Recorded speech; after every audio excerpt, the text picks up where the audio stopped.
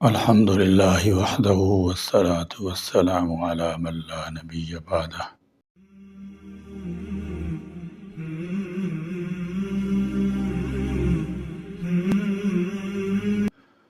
امانت دیانت خوبصورت پاکیزہ انسانی صفات ہیں جنہیں حق تعالی جل شانہ نے صرف انسان میں ہی ودیعت رکھا ہے۔ امانت داری ایک ایسا خاص اور اہم وصف ہے جس کی اہمیت اور افادیت کے بارے میں قرآن احادیث میں بار بار اور زور و شور کے ساتھ اس کی تلقین کی ہے، چاہے سیاسی پہلو ہو یا معاشی، سماجی تعلقات کا مسئلہ ہو یا گھریلو تعلقات کا۔ امانت داری کا تعلق زندگی کے ہر ایک شعبے کے ساتھ منسلک ہے۔ عام طور پر امانت داری کا مطلب ایمانداری، بھروسہ اور اعتماد کے معنی میں لیا جاتا ہے۔ امانت داری کا لفظ عربی زبان کے امانہ لفظ سے ماخذ ہے۔ لغت میں امانہ کا مطلب اعتبار، ایمانداری، امن اور تحفظ ہے۔ لہذا مختصر طور پر امانت داری کا مطلب ہے ضروری کام کو ایمانداری کے ساتھ انجام دینا، اپنی ذمہ داریاں مؤثر طریقے سے نبھانا اور مختلف اقسام کے خوف آراز کو ختم کرنا ہے۔ امانت داری کی اس تعریف کو مد نظر رکھ کر ہم یہ کہہ سکتے ہیں کہ ہر قسم کی خاندانی، دینی، سماجی، سیاسی اور معاشی فرائض اور ذمہ داری کو بہتر اسلوب اور ایمانداری کے ساتھ انجام دینا ہی امانت داری ہے۔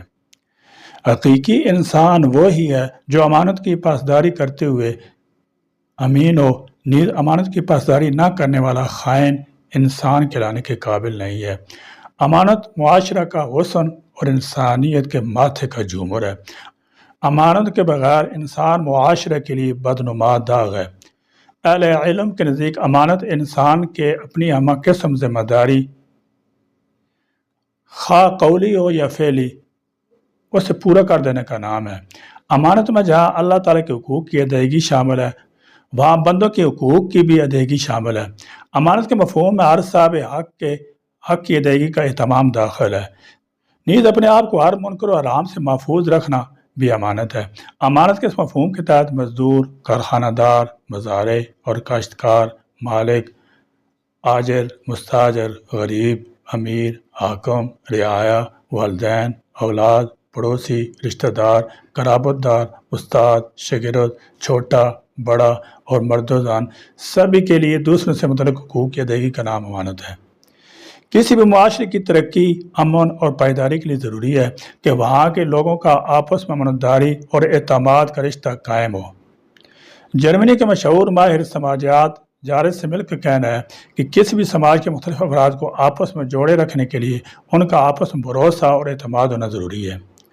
معاشرتی اثاثوں میں بہترین اثاثہ امانت داری یعنی بھروسہ اور اعتماد ہے، اور یہ اثاثہ سماجی بہبودی، معاشی ترقی اور سیاسی استحکام کے لیے بنیادی ضرورت ہے۔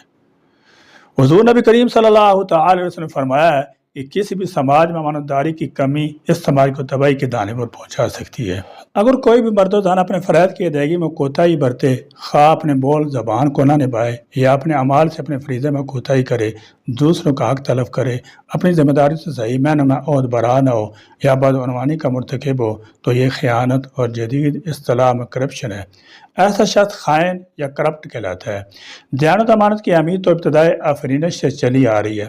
حضرات انبیاء علیہ السلام نے اپنی امتوں کو ادائے امانت تاکید فرمائی اور خیانت بدعنوانی کو جرم قرار دے کر اس فعل بد کے ارتکاب کرنے پر عذاب خداوندی سے ڈرایا۔ چنانچہ قرآنی تصریحات کے مطابق سیدنا شعیب علیہ السلام کی قوم کی ہلاکت اسی بنا پر ہوئی کہ وہ خیانت اور مالی بدعنوانیوں میں مبتلا تھے۔ حضرت یوسف علیہ السلام کو مصر حکومت کے اہم شعبہ یعنی معیشت کی ذمہ داری سونپی گئی تو اللہ تعالیٰ نے ان کی کامیابی کی اہم وجہ ان کی امانت داری اور ایمانداری کے وصف کو قرار دیتے ہیں۔ اس طرح سورہ آل عمران کی آیت نمبر 76 میں اللہ تعالیٰ کا فرمان ہے کہ معاشی معاملات میں امانت داری کا رویہ اختیار کرنا تقویٰ کی بہترین مثال ہے۔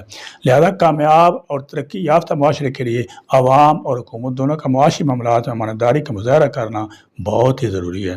نتیجتاً معاشی معاملات میں خیانت اور بے ایمانی معاشرے میں بدعنوانی اور ریاشت خوری کو جنم دیتی ہے جو بالآخر سماج کی تباہی کا باعث بنتی ہے۔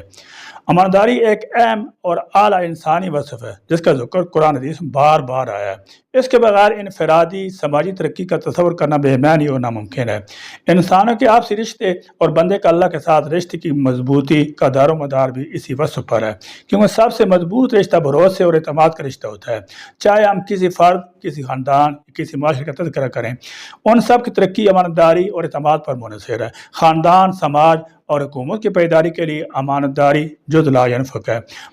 چونکہ ہمارے مسلم معاشرے میں امانتداری کے پیچھے بہت ساری دینی اور اخلاقی مرکات ہیں جن کی بنیاد پر کوئی بھی ذی حس مسلمان کسی مسلمان کو دھوکہ نہیں دے سکتا، نہ ہی کسی کا بھروسہ توڑ سکتا ہے، کیونکہ ایسا کرنے پر وہ منافقین کے صف میں شامل ہو جائے گا۔ جناب رسول اللہ صلی اللہ تعالی وسلم پیدائشی صادق امین ٹھہرے۔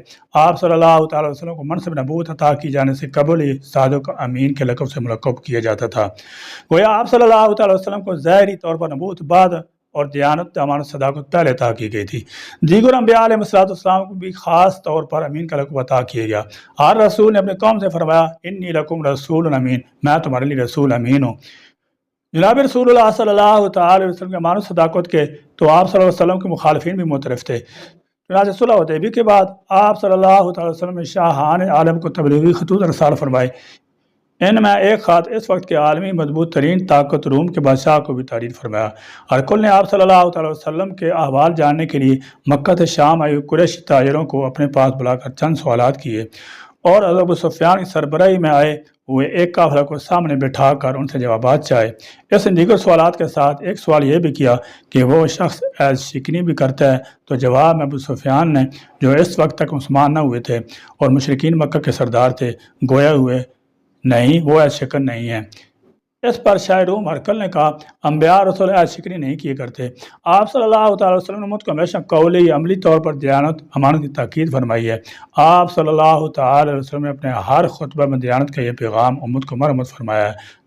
لا ایمان لمن لا امانتا لہو، جس میں امانت نہیں اس کا ایمان ہی نہیں۔